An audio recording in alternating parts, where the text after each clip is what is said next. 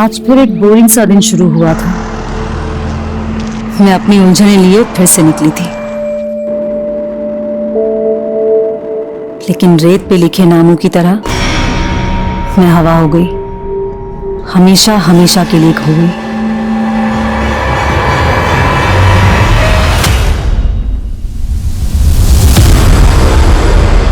बस करो निशांत, कितने सिगरेट पियोगे? दिन ब दिन चेन स्मोकर बनते जा रहे हो। तुम मर जाने दो ना मुझे, वैसे भी कर्जे में डूबा हुआ हूं मैं। तुम्हें मेरी क्या पड़ी है? मुझे नहीं पड़ी निशांत, तुमने अपने गड्ढे में खुद खोदे हैं। मैंने तुमसे कहा था इंडिया में डिटेक्टिव का कोई फ्यूचर नहीं, तुम्हें कर्ज लेकर डिटेक्टिव एजेंसी खोलनी थी। देखो निशांत, अब भी वक्त है, जॉब कर लो। तुम भी कमाओगे, मैं भी कमाऊंगी, दोनों मिलकर। सीधे रास्ते से पैसा नहीं कमाया जा सकता। देखो, अगर ये फेक मर्डर प्लान एग्जीक्यूट हो गया ना, तो पॉलिसी का इतना सारा पैसा आएगा। बस करो निशांत, मुझे लगा कल तुम नशे में थे इसलिए कुछ भी बोल रहे थे, लेकिन नहीं, तुम्हारा तो माइंड क्रिमिनल है। उजाली, मैं तुम्हारा किसी क्राइम में साथ नहीं देने वाली हूँ। ठीक है, मत दो साथ मेरा। अगर बीवी साथ नहीं देगी तो रखा क्या है जिंदगी में?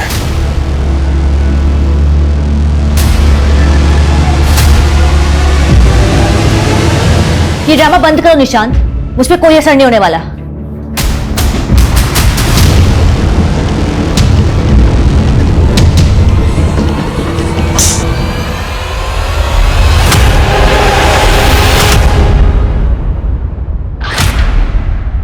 नमस्कार, मैं रेणुका शाह ने क्राइम पेट्रोल सतर्क में आप सबका स्वागत करती हूँ। जिंदगी के जो रंग हैं, वो रंग भी तभी दिखते हैं जब हम रोशनी में होते हैं। अंधेरों में तो हमें अपना साया भी नजर नहीं आता। ये घटना उन अंधेरों की है जो इंसानी सोच को गुनाह की काली पट्टी से ढक देती है। अच्छे विचारों के उजाले वहशी जुनूनियत से रौन दिए जाते हैं और हंसती खेलती जिंदगी खौफ से भर जाती है। ये वहशियत का ऐसा सिलसिला है जो गुजरते वक्त के साथ साथ एक विकराल रूप लेता जा रहा था, और गुनहगार ऐसे रूप में था जिसकी बुरी परछाई जिस पे भी पड़ती वो तबाह हो जाता, बर्बाद हो जाता।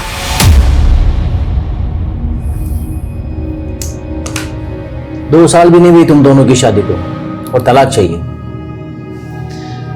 आई सजेस्ट आप लोगों को फिर से सोचना चाहिए। सर, मैंने उजाली को कई बार बोला है कि मैं रिहैब सेंटर जाने को भी तैयार हूँ। सिगरेट शराब सब कुछ छोड़ दूंगा, लेकिन ये मुझे मौका नहीं देना चाहती। लगता है ये मुझे तलाक देके किसी और से शादी करना चाहती है। सर, निशांत को झूठी कहानी बनाने की आदत है, और रही बात मौका देने की, तो मैं इसे खुराफाती दिमाग की असल मंशा ना बता के इसे मौका ही दे रही हूँ। खुराफाती? क्या खुराफाती और कैसी मंशा? से इट क्लियरली। सर एक्चुअली ये कहना चाहती है कि मैं क्रिमिनल की तरह सोचता हूँ। अब सर आप ही बताइए, मैं एक डिटेक्टिव हूँ, क्रिमिनल की तरह नहीं सोचूंगा तो आने वाले क्राइम को कैसे रोक पाऊंगा?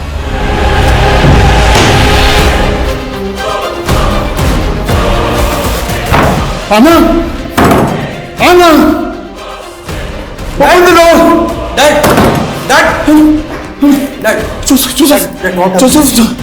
Your mom, कॉफी में अटक गई। अब दरवाजा भी खोल नहीं पा रही है ना। सेवर। आपने मेडिसिन दिया? मेडिसिन ये देखिए, डोर बाहर से बंद है। डैड प्लीज, बाहर से बंद, प्लीज रिलैक्स। डैड कॉफिन कहाँ है? और तुम्हारी मॉम? डैड, आई नो कि आप मॉम को बहुत मिस करते हैं, लेकिन डैड मॉम 4 साल पहले मर चुकी है। She is no more. We have cremated her in graveyard. She is in peace now. No, वो कॉफिन में तड़प रही है। Dad relax. मैं वापस लेकर आऊंगा उसे। रिलैक्स, बैठिए, मैं वापस लेकर आऊंगा। डैड,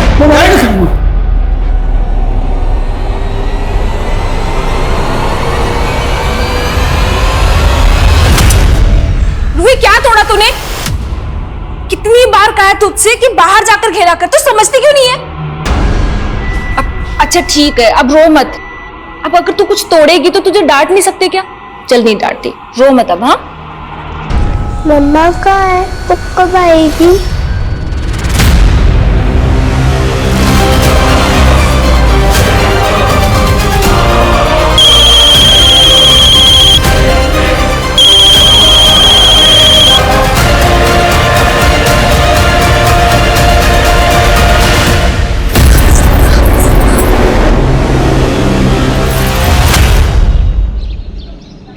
भावना जी, एक दिन में 1000 पेड़ लगाने के बाद अब आपका अगला लक्ष्य क्या है?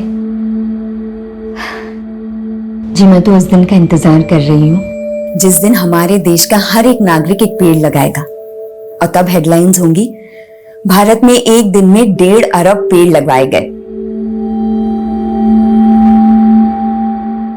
वाह भावना जी, क्या खूब बात कही है आपने। Thank you. बहू, शादी से पहले भी तुम्हें अपने आप से बड़बड़ाने की बीमारी थी क्या? नहीं नहीं नहीं माँ जी, मैं तो एक इंटरव्यू की तैयारी कर रही थी। इंटरव्यू? कोई नौकरी मिलने वाली है क्या? अरे माँ, ये नौकरी का इंटरव्यू नहीं, भावना की उपलब्धि का इंटरव्यू होगा। और देखना, मेरी बीवी इसी तरह हमारे घर का नाम रोशन करेगी।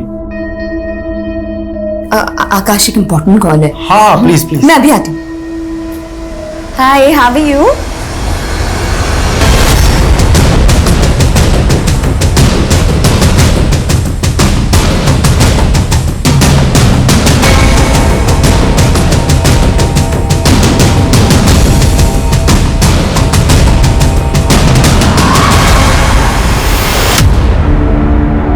लगता है कि कत्ल से पहले रेप भी हुआ है। आसपास चेक करो। यस सर, चेक करो वहां पे कुछ मिलता है क्या?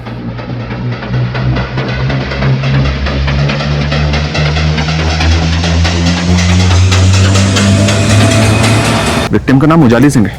मम्मी से कांटेक्ट करो। Okay sir. मैंने सोचा नहीं था कि मेरी वाइफ इस तरह से सब कुछ खत्म कर देगी। अब ना प्यार रहा ना वफा। क्या उसका अफेयर था? खैर, मैं तुम्हारे साथ एक नई शुरुआत करना चाहता हूं। पर निशान, मैं तो चाहती थी कि पहले हम एक दूसरे को समझें। एग्जैक्टली, शादी की कोई जल्दी नहीं है मुझे। वैसे भी दिल मिल गए तो शादी की क्या जरूरत है। अब आई मीन टू से कि एक इंपॉर्टेंट कॉल है। Thank you. हाँ साली साहिबा। उजाली दीदी कहाँ है? और वो कोर्ट से घर भी नहीं आई और उनका फोन क्यों बंद है? तो क्या मैं उसकी जासूसी करूं? मुझे नहीं पता वो कहाँ है। मैं बाद में बात करता हूं।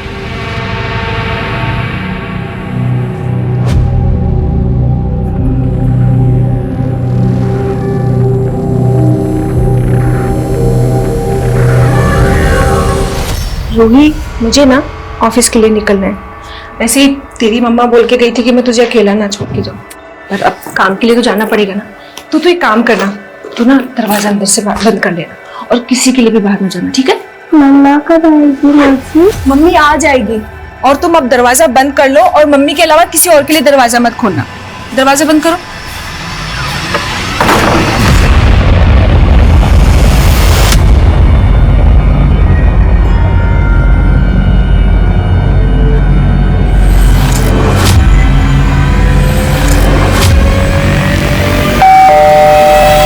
दोस्तों, आज हम हमारी जिंदगी के स्पेशल रिश्तों के बारे में बात कर रहे हैं। जैसे मेरा स्पेशल रिश्ता मेरी बहन से है, वैसे ही आप मुझे कॉल करके बताइए कि आपकी जिंदगी का स्पेशल रिश्ता कौन सा है। और तब तक के लिए आपकी दोस्त आरजे नियति की तरफ से ये प्यार भरा गीत। So stay tune and enjoy the song.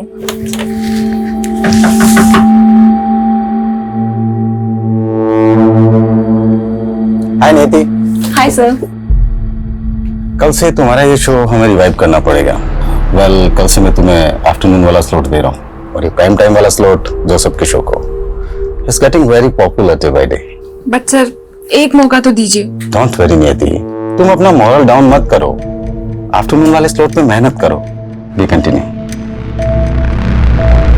Dad, मैं लेट हो रहा हूँ। मां, कॉफिन के अंदर है वो। सफोकेशन है ना। अंदर चल। तो वहाँ जाना है ना? हाँ हाँ, बैठिए बैठिए। बैठ, रिलैक्स रिलैक्स। ठीक है डैड।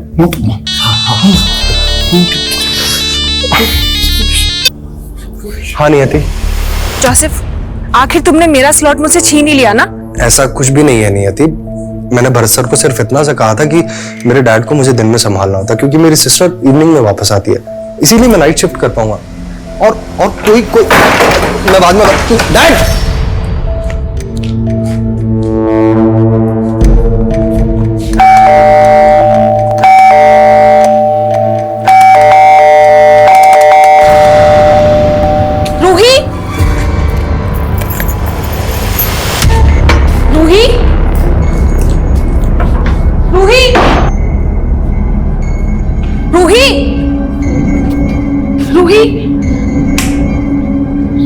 रूही, रूही कहाँ हो? रूही, क्या हुआ रूही?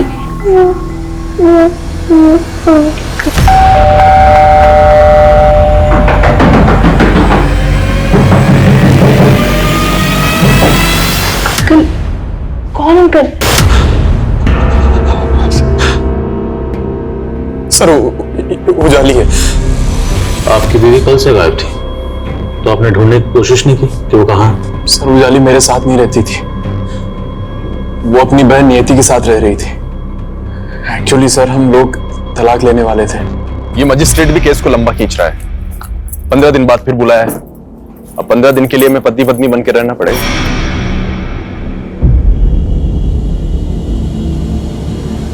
हाँ नवीन। सर नवीन सक्सेना एक बिल्डर है।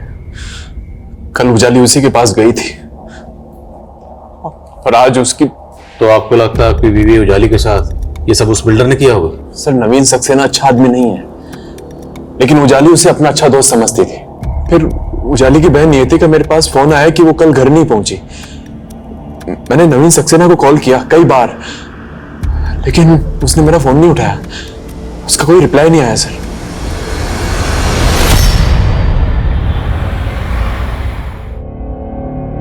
ये लीजिए।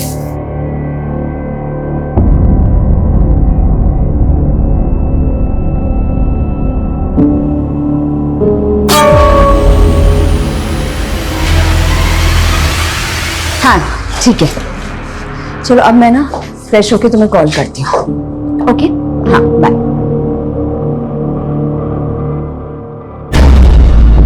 एक मिनट।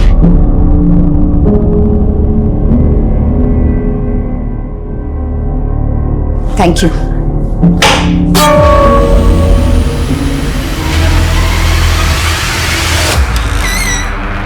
तू समझ नहीं रहा है बेटा, कहीं ये इंटरव्यू एक बहाना हो और वो किसी लड़के से मिलने गई हो।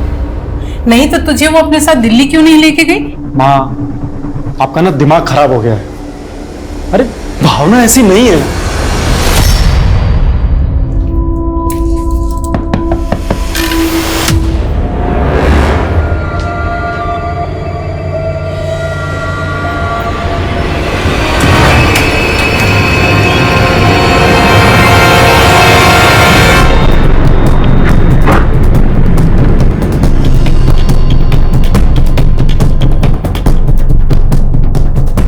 मैंने उजाली के हस्बैंड का फोन नहीं उठाया तो कुछ भी बोलेगा।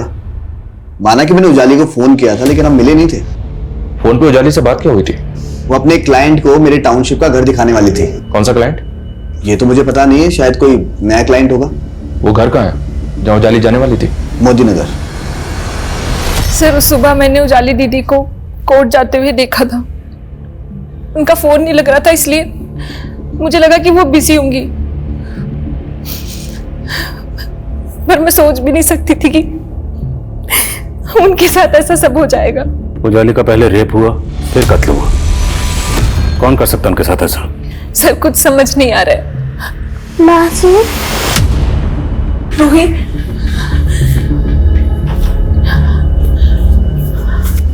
मम्मा कहाँ है मासी?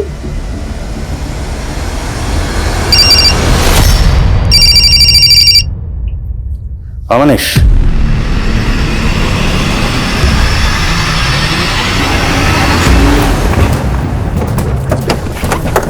सक्सेना ने बताया था कि उस दिन उजाली अपने साथ क्लाइंट को लेकर यही घर दिखाने आई थी और उसकी लाश इस घर से तकरीबन आधा किलोमीटर दूर मिली थी।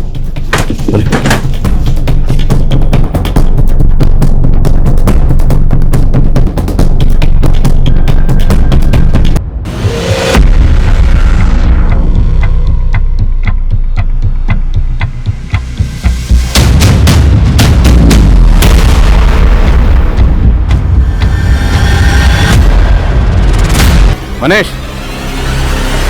सर, ये ड्रैगिंग मार्क्स उसी तरफ जा रहे हैं जहां में उजाली की लाश मिली, तो पूरे चांसेस हैं कि उजाली का रेप और मर्डर यहीं हुआ हो। लेकिन सर सक्सेना ने हमें ये नहीं बताया कि उजाली किस क्लाइंट के साथ यहाँ पे आई थी। आने जाने वाले रास्तों पर कोई सीसीटीवी नहीं है जिससे ये कंफर्म हो सके कि उजाली उस दिन किस क्लाइंट के साथ आई थी। उजाली की कॉल रिकॉर्ड चेक करो, पता करो कौन था जो उस दिन उसके साथ यहाँ पर आया था। देखे तो सही, कहीं ये सक्सेना में घुमा तो नहीं रहा। ये घड़ी, ये कपड़े, ये चश्मा, मैंने पूरा अपने आप को आपकी तरह से डाल दिया और अब आप मुझसे कन्नी काट रहे हो। शुक्र मना तेरी गर्दन नहीं काटी मैंने। सर आप क्या बोल रहे हैं? अरे आपके कहने पे तो मैंने अपना सारा काम धाम छोड़ दिया और आप मुझे आप काम देने से मना कर रहे हैं। तेरा काम तमाम होने वाला था भिख मंगे, मरने वाला था तो गनीमत समझ बच गया। हट यहां से।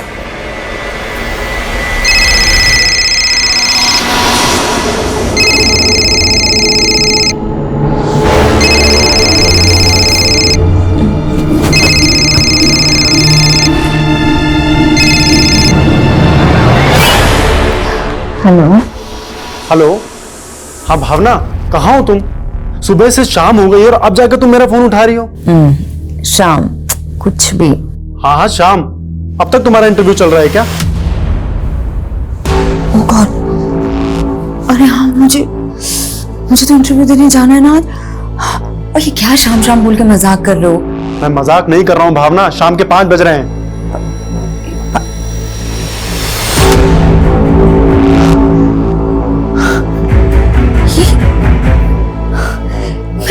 मैं अभी तक सो रही थी। क्या मतलब तुम ये कह रही हो कि तुम कल रात से लेकर अभी शाम के 5 बजे तक सो रही थी? आकाश, मुझे कुछ समझ नहीं आ रहा है कि क्या। मैं कॉल करती हूँ तुम्हें। हाँ, कॉल करती हूँ मैं तुम्हें।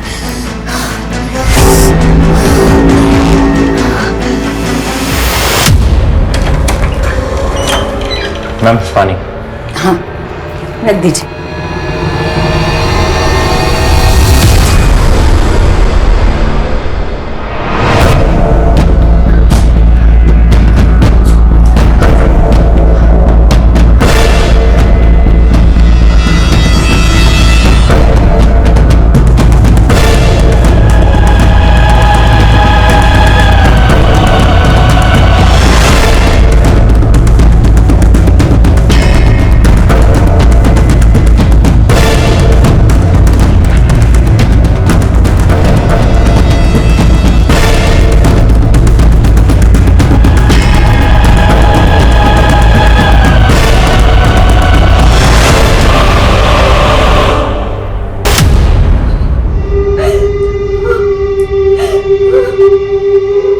सर, उजाली का फोन 7 सितंबर को मोदी नगर में बंद हुआ था।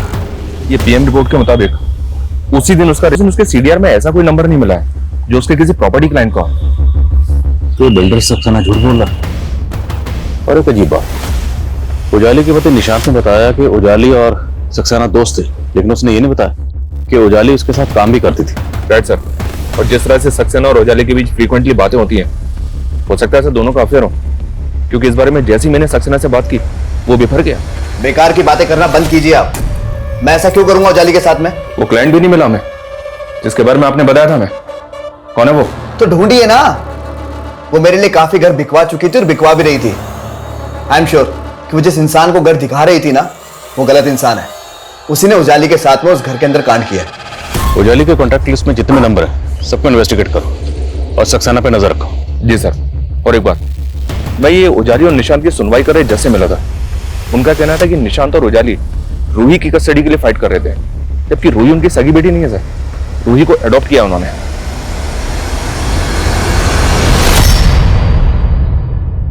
पापा, मेरी दोनों माँ मुझे छोड़ के चली गई।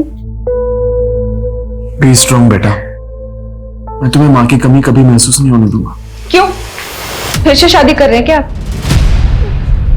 नियति छोटी बच्ची, इसके सामने सोच समझ के बोला करो।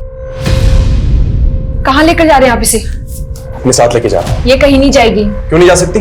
मेरी बेटी है ये। आप ना ये ड्रामा बंद कीजिए और आप निकलिए यहाँ से। और भी सर, ये मेरी पत्नी भावना है। ये 3 सितंबर को दिल्ली आई थी। 4 सितंबर को इसका इंटरव्यू था। कैसा इंटरव्यू? सर ये नहीं पता, क्योंकि जिस होटल में वो ठहरी थी वहां उसके साथ रेप हो गया। रेप? आपकी बीवी के साथ? किसने किया? सर उसने फोन पे बताया था कि किसी होटल वाले ने उसके साथ। नहीं आकाश, मैं नहीं छोड़ूंगी, नहीं छोड़ूंगी मैं पुलिस के पास जा रही हूँ। नहीं, मेरी बात सुनो भावना, तुम वहां अकेली हो। अरे वहां किसी ने कुछ तुम्हारे साथ नहीं। भावना मेरी बात सुनो, तुम एक काम करो, फटाफट वहां से चेकआउट करके जयपुर आ जाओ। लेकिन सर वो लौट कर आई ही नहीं। सर मुझे तो लगता है कि किसी होटल वाले ने उसके साथ। सर मैं मानता हूं कि मैं और उजाली रूही की कस्टडी के लिए कोर्ट में केस लड़ रहे थे, लेकिन क्या बोलो। अब इस लेकिन का जवाब तुम्हें देना है कि तुम्हारी बीवी उजाली तो इस दुनिया में रही नहीं। शादी को महज 2 साल हुए थे, 10 साल के बच्चे को अडॉप्ट किया। कहां से अडॉप्ट किया? सर वो हमारी कॉमन फ्रेंड थी नगमा, रूही उसी की बेटी है, बचपन से जानते हैं उसे। हाथी राजा कहाँ चले, सूंड हिलाकर कहाँ चले, मेरे घर भी आओ ना, हलवा पूरी खाओ ना। सर एक्चुअली नगमा ने अपने बॉयफ्रेंड से धोखा खाया था। उसने बिना शादी के रूही को जन्म दिया, फिर अचानक से वो 1 साल पहले गायब हो गई थी। हम दोस्तों ने जाकर कलानगर थाने में मिसिंग कंप्लेंट भी लिखवाई थी।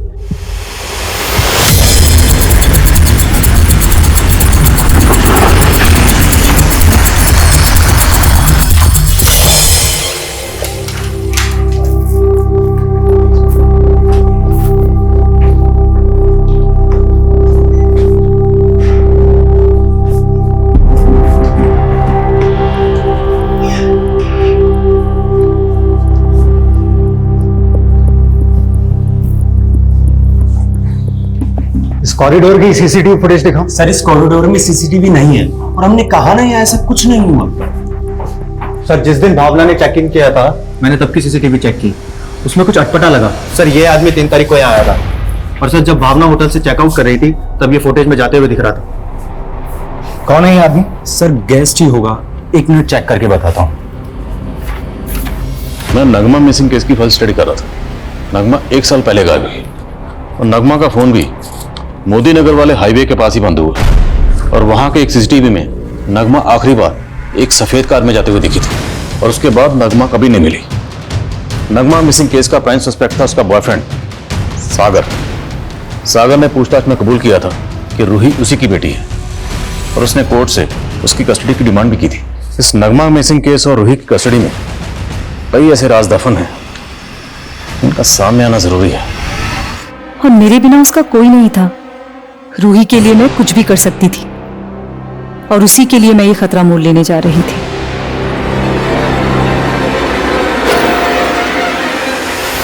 ए, कौन हो? पकड़ो उसे।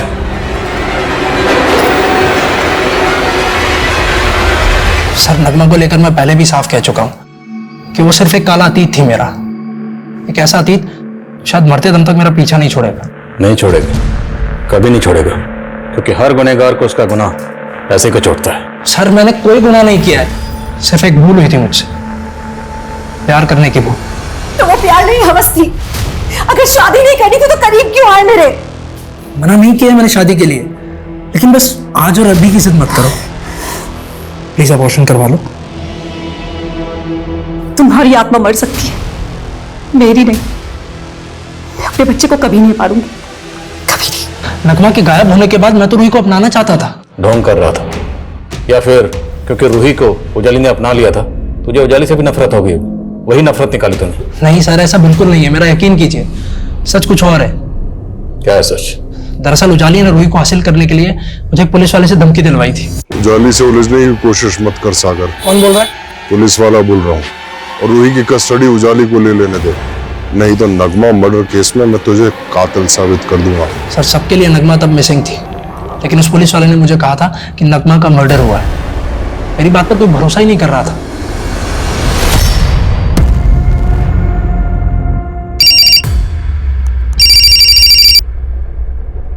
हेलो कौन? अगर चाहते हो ये फोटोज मीडिया में ना जाए तो मुझे 1.5 करोड़ दे दो। कौन बोल रहा है? तेरा बाप पैसे का इंतजाम करता है या फिर? मैं पैसे देने के लिए तैयार हूं, पर कहाँ आना है, किधर आना है, ये बता दीजिए। डिवोर्सी होते हुए मैंने तुमसे शादी के लिए इसलिए हाँ कहा था क्योंकि तुमने कहा था कि तुम्हारा कोई बच्चा नहीं है, और अब तुम कह रहे हो कि तुम्हारी 10 साल की बेटी है। स्वाति मैंने उसे पैदा नहीं किया, लेकिन पालना पड़ेगा कुछ टाइम के लिए। तुम मेरे तो एक काम करो, कोई और माँ ढूंढ लो उसके लिए।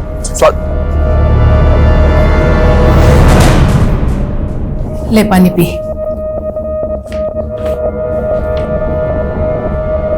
ये रेप की कहानी सब नाटक है बेटा, पक्का वो किसी लड़की के साथ भाग गई।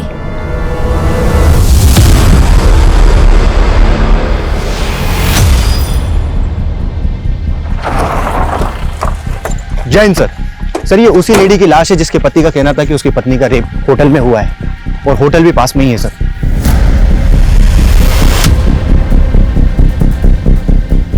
भावना की बॉडी यहाँ है, और वो आदमी बलबीर जो भावना के सामने वाले रूम में ठहरा था, वो भावना से पहले होटल से बाहर निकला। वो कहाँ गायब है? एक काम करो, आसपास अच्छी तरीके से सर्च करो, देखो कुछ मिलता है। Okay sir. अरे आइए ना सर, ये नियति की पड़ोसी है और इनका कहना है कि एक आदमी अक्सर नियति से यहाँ लड़ाई किया करता था। कौन था वो आदमी? सर मैं उस आदमी को तो नहीं जानती, लेकिन वो शक्ल से गुंडा लगता था सर। अरे कहाँ घुस जा रहे हो? बुलाओ तो। कौन चाहिए? नियति। वो घर पे नहीं, जो बात करनी मुझसे करो। उसको बोलना अगर मेरा पैसा टाइम पे नहीं मिला ना तो अगली बार बात करने नहीं आऊंगा ऐसे। इस तेरी बेटी है ना, इसको उठा के लेके जाऊंगा अब मैं, समझी? निकल यहाँ से, निकल यहाँ से। बताता हूँ मैं तेरे को, साली धक्का मारती है। सर आप किस आदमी की बात कर रहे हैं? उजाली दीदी ने तो मुझे ऐसे किसी आदमी के बारे में नहीं बताया था। आपकी पड़ोसन का कहना है कि वो आदमी आपके लिए यहाँ पर आया था और रूही को उठाने की बात कर रहा था, और आप कह रही हैं कि आपको ऐसे किसी आदमी के बारे में कुछ नहीं पता। सर मैंने बताया ना आप लोगों को, ऐसा कुछ हुआ ही नहीं था। तुम्हारा कहना है कि तुम्हारी बीवी ने कॉल करके तुमको बताया था कि उसके साथ में रेप हुआ था, लेकिन पोस्टमार्टम रिपोर्ट में ये कंफर्म नहीं हुआ है कि उसके साथ में रेप जैसा कुछ हुआ होगा। क्या बात कर रहे हैं सर? भला भावना मुझसे क्यों झूठ बोलेगी? उसने तो तुमको ये भी नहीं बताया था कि वो कहां पर इंटरव्यू देने वाली है। कहीं ऐसा तो नहीं है कि तुम हमसे कुछ छुपा रहे हो? सर मैं आपसे सच कह रहा हूं, मैंने आपसे कुछ नहीं छुपाया है। सुंदर, ये डिटेक्टिव निशांत किसी सुंदर की जासूसी कर रहा है? जी सर, हमारे ऐसा ही अमर ने निशांत को एक मंदिर के बाहर एक फूल वाले से सुंदर के बारे में पता करते हुए देखा था। फिर मैंने सुंदर के बारे में पता किया सर, ये सुंदर उसी मंदिर के बाहर पहले भीख मांगा करता था।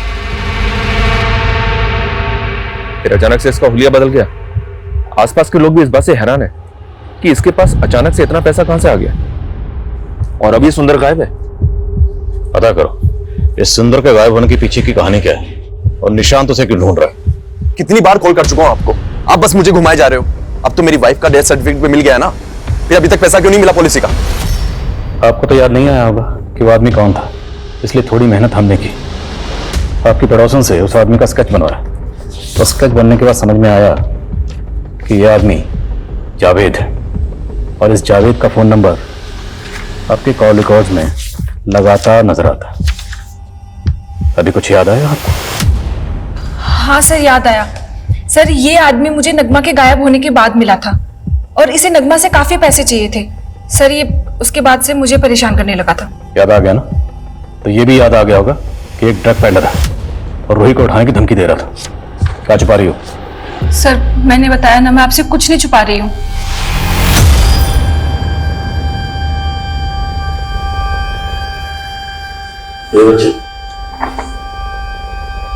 इसे गौर से देखो, क्या ये वही है जिसे आपने अपनी मम्मी नगमा के साथ देखा था?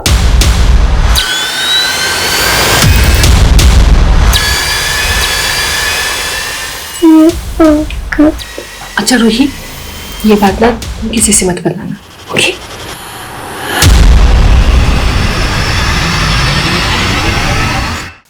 सर नियति कह रही थी कि नगमा को जावेद के पैसे देने थे, लेकिन नगमा मिसिंग केस में जावेद का नाम तो कहीं भी नहीं आया। अब सवाल यह है कि नगमा को जावेद के किस चीज के पैसे देने थे, क्योंकि जावेद एक ड्रग पेडलर है। और एक बात, नगमा के गायब होने से एक दिन पहले इन सब दोस्तों ने मिलकर एक रेप पार्टी की थी जोसेफ के घर पर।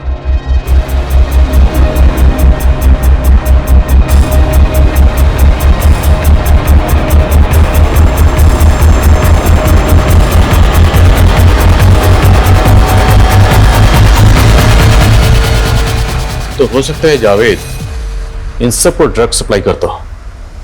इनके ग्रुप के बाकी लोगों से पूछताछ करते हैं। देखिए सर, आपको कुछ गलतफहमी हुई है, मैं ड्रग्स नहीं लेता। अच्छा, लेकिन हमने तो सुना है कि पहले आप और आपके दोस्त नियति, नगमा, उजाली, निशान, जोसेफ ये सब मिलकर पार्टीज किया करते थे। हाँ, हम गेट टुगेदर करते थे, लेकिन हमने कभी ड्रग्स नहीं ली। अगर तुम लोग पार्टी में ड्रग्स वगैरह नहीं लेते थे तो जावेद, जो कि एक ड्रग पेडलर है, वो नियति और उजाली के टच में क्यों था? सर हम लोग ड्रग्स नहीं लिया करते थे। वो दरअसल नगमा काफी दिनों से स्ट्रेस में थी तो उसने लेना शुरू कर दिया था, लेकिन सर हम लोगों ने उसे समझाया और उसने लेना छोड़ दिया था सर। अगर आप लोगों ने कहाँ जा रहे हैं?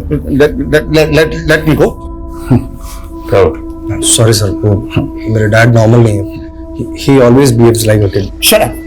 I'm not a kid. I'm your father. I'm sorry. और सर सागर ने बताया था कि उजाली के कहने पर किसी पुलिस वाले ने उसे धमकी दी थी, लेकिन उजाली के कांटेक्ट में से ना तो किसी पुलिस वाले का नंबर मिला और ना ही किसी क्लाइंट का। तो फिर सागर ने कम है? सर निशांत के सीडीआर में एक फेक आईडी का नंबर मिला है। बोलो, सोच क्या रहे हो? इस फेक आईडी के नंबर से तुझे कौन कॉल करता था? सर ये सुंदर का नंबर है। तो भिखारी सुंदर जिसे तू डिटेक्टिव सुंदर बनाना चाहता था? सर वो सिरफिरा आदमी है, जबरदस्ती मेरे चेप हो रहा था कि मेरा असिस्टेंट बनना है उसे। सब चेक किया हमने। जिस तरह के कपड़े तू पहनता है बिल्कुल वैसे वैसे कपड़े वो पहनता था। सर मैंने इसे ये हुलिया नहीं दिया था, ये सब उजाले की करतूत थी। कैसी करतूत? सर एक्चुअली वो मेरा फेक मर्डर प्लान कर रही थी। अगर ये फेक मर्डर प्लान एग्जीक्यूट हो गया ना तो पॉलिसी का इतना सारा पैसा आएगा। बस करो निशांत, मुझे लगा कल तुम नशे में थे इसलिए कुछ भी बोल रहे थे, लेकिन नहीं, तुम्हारा तो माइंड क्रिमिनल है। उजाली, मैं तुम्हारा किसी क्राइम में साथ नहीं देने वाली हूँ। सर वो मेरी जगह सुंदर को मार के मुझे गायब करना चाहती थी ताकि पॉलिसीज का सारा पैसा उसको मिल जाए। मैंने सर उसे मना भी किया कि ये ठीक नहीं। उसे मना किया क्योंकि तूने खुद प्लान कर रखा था। अब तेरा किया धरा सामने ना आए इसलिए तूने उसका रियल मर्डर प्लान किया, और उजाली के नाम पे जितनी पॉलिसी थी वो सब तुझे मिल चुके हैं। नहीं सर ये सच नहीं है। सर मुझे तो उल्टा उस सुंदर पर शक है। उसको इस प्लान का पता चल गया होगा, उसी ने उजाले को मारा होगा सर, और इसीलिए मैं उसे ढूंढ रहा हूं। प्राइवेट डिटेक्टिव निशांत ये कह रहा था उसने अपना फेक मर्डर प्लान किया था जिसमें सुंदर उसका मोहरा था, लेकिन वो मोहरा अब कहां गायब था? और उजाली, वो किसका मोहरा बनी? उजाली के रेप और मर्डर के पीछे आखिर क्रिमिनल की क्या खुराफात छिपी थी? और नगमा पिछले 6 महीनों से कहां गायब थी? वहीं दूसरी ओर भावना मर्डर केस भी अजीब सी पहेलियों और रहस्यों से भरता जा रहा था। तुम बोल रहे थे कि तुम बलबीर को नहीं जानते, जबकि वो तुम्हारे गांव का रहने वाला है। और सरिता जी, आपके सीडीआर में भी बलबीर का नंबर मिला है। सर मैंने कुछ नहीं किया, जो भी किया है माँ ने किया है, माँ की गलती। सर वो अपने पति को लिए बगैर दिल्ली चली गई और मुझे पूरा शक था उस पर। वो मेरे बेटे को धोखा दे रही थी, पर मेरा बेटा है कि किसी की सुनता ही नहीं, इसीलिए मैंने बलबीर को उसके पीछे लगाया था, उस पर नजर रखने के लिए। और उसने मुझे बताया भी था, भावना के कमरे से एक लड़का भागा था। कौन लड़का? मालूम नहीं, लेकिन जब भावना ने आकाश को बताया कि उसके साथ रेप हुआ है और वो थाने जाएगी, तो ये बात मैंने बलबीर को बता दी थी और वो डर के भाग गया। डर के भाग गया या भावना को मार के भाग गया? सर हमें नहीं मालूम, हम सच कह रहे हैं। सर ना अभी तक सुंदर की कोई लीड है और ना ही जावेद की। तो कर क्या रहे हो? ढूंढो दोनों को। जी सर, ठीक है। सर जिस फेक आईडी के नंबर से निशांत को फोन आता था उसका IMEI नंबर ट्रेस किया, वो फोन नगमा का है। तो निशांत को उस नंबर से नगमा कॉल करती थी।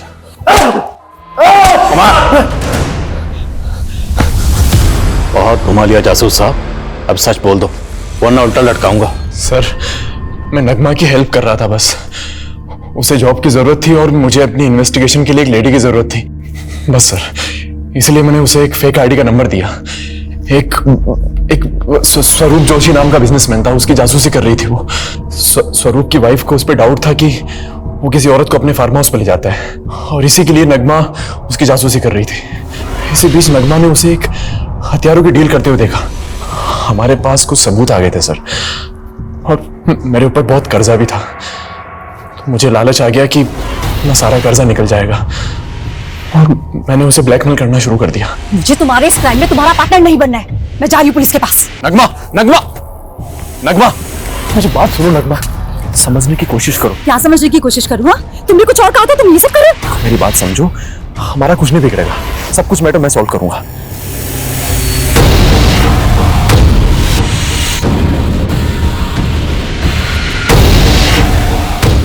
सर मैंने किसी तरह से नगमा को समझा लिया था। समझा लिया या नगमा को गायब कर दिया? और जब उजाली को इसके बारे में पता चला तो उसे भी? नहीं सर, मैंने ऐसा नहीं किया सर। नगमा को स्वरूप ने गायब किया होगा, मुझे उस पर डाउट था, लेकिन अगर मैं कलानगर थाने जाकर ये बताता तो वो लोग मुझ पे डाउट करते। बस सर, लेकिन मैं यकीन के साथ कह सकता हूं कि स्वरूप ने ही नगमा को गायब करवाया था और उजाली को उस सुंदर ने मारा है सर ये बिल्डर नवीन सक्सेना भावना नाम की एक लड़की के रेप और मर्डर केस में दिल्ली पुलिस के रेडार में भी आया है। भावना का रेप और मर्डर हुआ 5 सितंबर को और उजाली का 7 सितंबर को।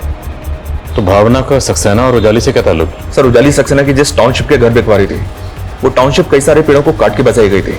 भावना ग्रीन इंडिया मूवमेंट से जुड़ी थी। भावना ने सक्सेना के ऊपर केस भी किया था। सर माना कि भावना ने मेरे खिलाफ कंप्लेन की थी, लेकिन सर मैंने ऐसा कुछ नहीं किया। मैं उसे क्यों मारूंगा? भावना को 3 सितंबर को दिल्ली आने का इनविटेशन भेजा गया था और जिस ईमेल के जरिए वो इनविटेशन भेजा गया वो ईमेल तुम्हारे ऑफिशियल डोमेन से क्रिएट की गई थी। सर भावना को दिल्ली बुलाने का आइडिया उजाली का ही था। नवीन, मैंने भावना से सेटलमेंट की ट्रिक निकाल ली है। उस सोशल वर्कर को फेमस होने का बहुत शौक है। मैंने उसे गोली दी है कि मैं उसके सोशल वर्क को ग्लैमराइज कर दूंगी, रेडियो पे उसका एक इंटरव्यू करवा दूंगी। इसके बदले वो केस वापस ले लेगी और हमारे टाउनशिप पे घर बिकने शुरू। ये सब कुछ सर उजाली अरेंज कर रही थी, लेकिन सर मुझे ये अंदाजा जरूर हो गया था कि जो भावना का जो रेडियो पे जो इंटरव्यू का प्रोग्राम था ना, ये उजाली की बहन नियति ने अरेंज करवाया होगा। सर ना ही तो मैं किसी भावना को जानती हूँ, ना ही मैं किसी लड़की का अपने शो पर इंटरव्यू लेने वाली थी।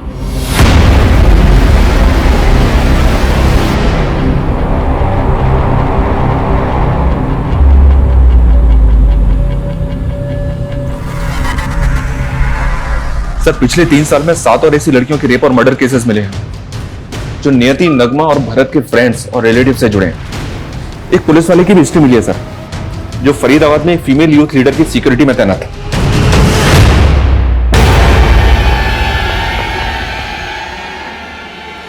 उसके बाद उस एएसआई को सस्पेंड कर दिया गया। है कौन ये एएसआई? घाट घाट का पानी पिया तूने जोसेफ। रेडियो जॉकी से पहले पुलिस का एग्जाम पास किया और उससे पहले होटल में जाओ और उसी होटल में तुमने तुझे वहां आइडेंटिफाई किया। मार लो और मार लो। मेरी मॉम भी मुझे ऐसे ही मारा करती थी, क्योंकि 16 की उम्र में मैंने सिगरेट पीना शुरू कर दिया था और 22 का होते ड्रग्स। और ड्रग्स खरीदने के लिए मैंने अपनी मॉम का सोने का नेकलेस बेच दिया और वो मार मुझसे सहन नहीं हो पाई। और फिर मैंने क्या किया पता है? मेरे डैड थे, उनकी बात पे किसी ने बिलीव ही नहीं किया। सबको ये लगने लगा कि मेरे पागल बाप की वजह से मेरी मॉम हम सब लोगों को छोड़कर चली गई। और फिर नशे के लिए मैंने और जॉब्स करना शुरू किया। पुलिस एग्जाम क्लियर किया और एएसआई बन गया।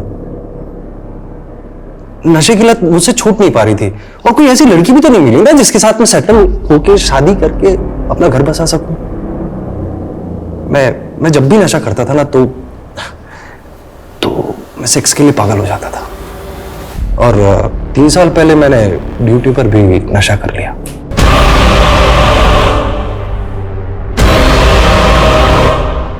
अपने सीनियर्स से कहा कि अपोजिशन पार्टी वालों ने उसे रेप करके उसका मर्डर कर दिया। मेरा बयान तो ले लिया गया, लेकिन कुछ दिनों बाद मुझे सस्पेंड कर दिया और फिर नियति की सिफारिश से मैं रेडियो जॉकी बन गया। जब भी कोई लड़की मेरी नजर में आती ना तो मैं उसके साथ सेक्स करता और उसे फिर मारकर फेंक देता।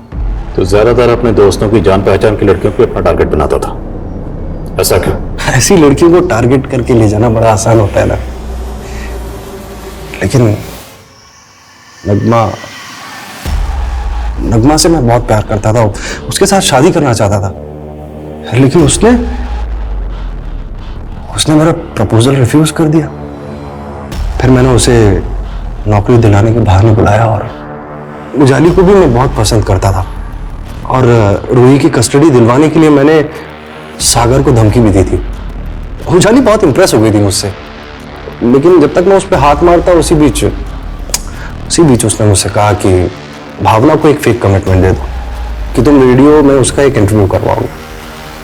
भावना को देखते ही मैं उसकी खूबसूरती का कायल हो गया था। मैंने उससे कहा कि मैं सचमुच तुम्हारा इंटरव्यू करवाऊंगा और मैंने उसे दिल्ली के उसी होटल में बुलाया जहां पर मैं पहले जॉब करता था। मैंने अपने पुराने बेटे फ्रेंड की मदद से उसके कमरे में नशीला पानी भिजवाया और फिर उसके बाद रात को मौका मिलते ही घुस के अंदर तो जब वो वहां से निकलने वाली थी मैंने उसे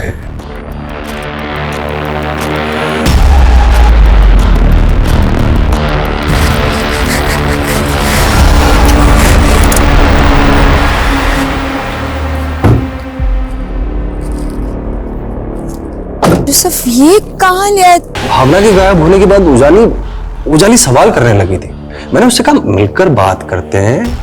मैंने उसे मोदी नगर वाले पुराने घर पर बुलाया, लेकिन वो तो मुझ पर शक करने लग गई।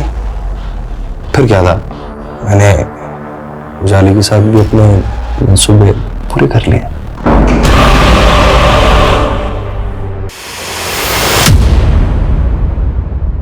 न्यूरो साइंटिस्ट पॉल मकलीन के अनुसार इंसानी दिमाग 3 हिस्सों में बटा होता है। पहला नियोकॉर्टेक्स ब्रेन जो तर्क वितर्क करता है, दूसरा लिम्बिक ब्रेन जो इंसानी भावनाओं को कंट्रोल करता है, और तीसरा रेप्टिलियन ब्रेन जो फिजिकल प्लेजर की तरफ भागता है। ऐसा माना जाता है ड्रग्स का अधिक सेवन रेप्टिलियन ब्रेन को सक्रिय कर देता है। फिर नियोकॉर्टेक्स और लिम्बिक ब्रेन रेप्टिलियन ब्रेन के इशारे पे चलते हैं। इंसान के जज्बात, तर्क वितर्क, सोचने समझने की शक्ति क्षीण हो जाती है और वो हैवान जैसा बर्ताव करने लगता है। जोसेफ इसका जीता जागता उदाहरण है। उसके आसपास रहने वाले लोगों ने कभी कल्पना भी नहीं की थी कि उसके अंदर ऐसा वहशी छिपा था जो 3 सालों में 10 मासूम महिलाओं की जिंदगी निगल गया। इसलिए बेहद जरूरी है कि हम अपने यूथ को ड्रग्स के अंधकार से बचाएं। डार्कनेस, डिस्ट्रक्शन, डेवस्टेशन, ड्रग्स यही अंजाम देते हैं। इसी चेतावनी के साथ अब मैं रेणुका शाह ने आपसे विदा लेती हूँ। हम फिर मिलेंगे ऐसी एक कहानी के साथ जो रखेगी आपको सतर्क और जिंदगी को सुरक्षित।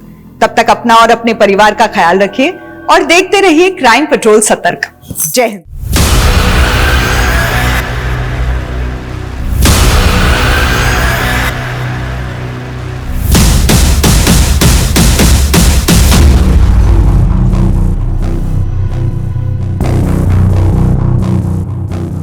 और उसके साथ पूरा वो मैच करूंगी। फिर वाह क्या लगूंगी मैं। चल पकड़ पकड़ पकड़। नमस्कार, मैं रेणुका शाह ने क्राइम पेट्रोल सतर्क में आप सबका स्वागत करती हूँ। सोशल मीडिया के दौर में एक खास किस्म के अपराधी वर्ग ने जन्म लिया है जो सुनसान जगहों पर लड़कियों और औरतों पर हमला करके उनके आपत्तिजनक वीडियोस बनाते हैं। ऐसे वीडियो इतने ज्यादा घिनौने और हिंसक होते हैं कि सूचना माध्यमों पर जंगल में आग की तरह फैल जाते हैं। पिछले कुछ सालों में ऐसे कई वीडियोस सोशल मीडिया पर वायरल भी हुए हैं, लेकिन एक समाज के तौर पर हमारे लिए ज्यादा चिंताजनक बात यह है कि हमारे आसपास ही ऐसे विकृत लोग भी रहते हैं जो इन वीडियोस के कंज्यूमर हैं, और ये कंज्यूमर कब खुद क्रिमिनल बन जाए किसी को नहीं पता होता।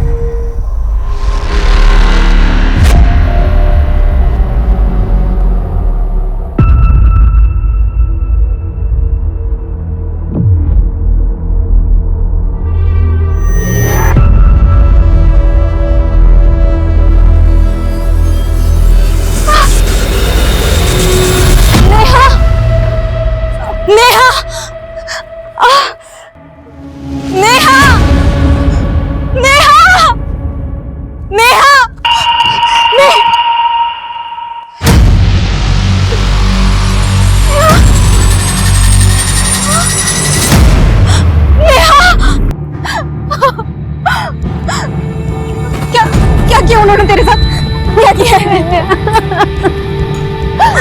लोगों ने मेरा रेप किया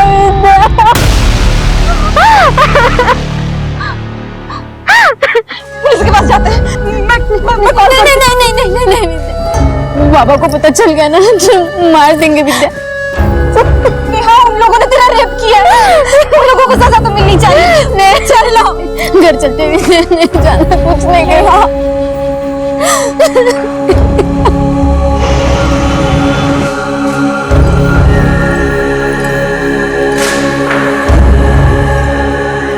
तेरी मौसी ने तेरे लिए लड़का देखा है, देख कैसे है। अच्छा। अरे अरे बोलना, अच्छे से बोलना, कैसे है? बाबा आप इसको क्यों फोटो दिखा रहे हो? अब पसंद नापसंद ये बताएगी हमको, मतलब हमको नहीं पता कि इसके लिए सही क्या और गलत क्या है। आप मौसी को बोल दो शादी के बाद आगे बढ़ाओ। 23 साल की हो गई है, अगर अभी भी शादी नहीं की ना तो लोग थूकेंगे हम पे। बोलेंगे इतनी जवान लड़की को घर में बिठा रखा है। ठीक है, मैं मौसी से बात करता हूँ।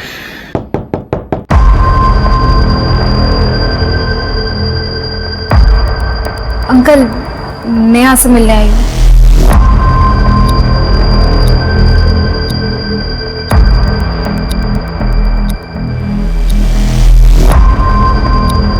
बाबा, ये विद्या का घर पे आना मुझे बिल्कुल पसंद नहीं है। एक तो इसकी खुद की शादी नहीं हुई है और इसका देख के नेहा भी शादी के लिए मना करती रहती है। अब उसको मना क्यों नहीं करते घर पे आने के लिए? तू जानता है ना, मैं विद्या को घर आने से मना नहीं कर सकता। तू कर सकता है, तू मना कर पाएगा?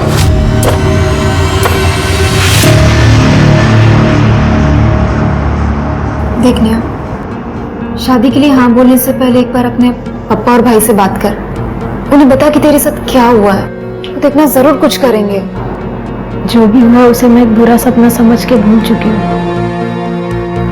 छोड़, मैं इस बारे में बात नहीं करना चाहती। देख, तू जा यहाँ से। नेहा, मैं तुझे ऐसे घुट-घुट के जीते हुए नहीं देख सकती हूँ। तू एक काम कर, तू मेरे साथ पुलिस स्टेशन चल, हम वहां पे जाके सब कुछ बता देंगे। तू चल। अगर तेरे साथ ये सब हुआ होता तो तू जाती पुलिस के पास? तू चाहती कि तेरे बाबा को ये सब पता चले? तू जा।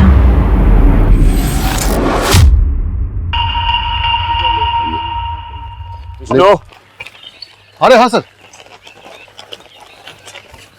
3 बार इस पाइपलाइन प्रोजेक्ट की डेडलाइन पहले ही बढ़ चुकी है और तुम्हारी लेबर की स्पीड को देख के तो लग रहा है चौथी बार होने वाला है। अरे सुनील सर, इस बार डेडलाइन नहीं बढ़ेगी, आप निश्चिंत रहो, काम टाइम से पूरा हो जाएगा।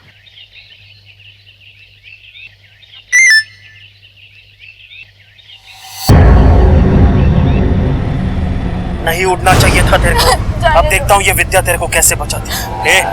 लेके चल इसको। नहीं, विद्या! सब कुछ तो तेरा किया धरा है ना। और जाओ उस विद्या के साथ हीरोइन बन के कॉलेज में पढ़ने जाती है कि मॉडलिंग करने जाती है तू? उसका तो कुछ नहीं हुआ, लेकिन हमारी नाक कट गई। अब तो पता चल गया ना आप लोगों को। अब क्या करेंगे आप? या आप लोगों का सिर्फ मुझ पे जोर चलता है? देखा बाबा, पीछे तोड़ कैसे चलते थे? मुंह बंद रख। आज के बाद कॉलेज आना जाना सब बंद। मोबाइल दे, मोबाइल दे, मोबाइल दे।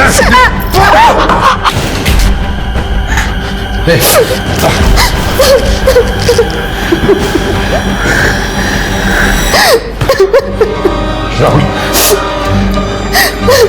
मौसी से बात कर। उसको बोल शादी के लिए कैसा भी लड़का चलेगा, घोड़ा गधा सब चलेगा। बस इसकी जल्दी से शादी करके बला सर से डालनी है।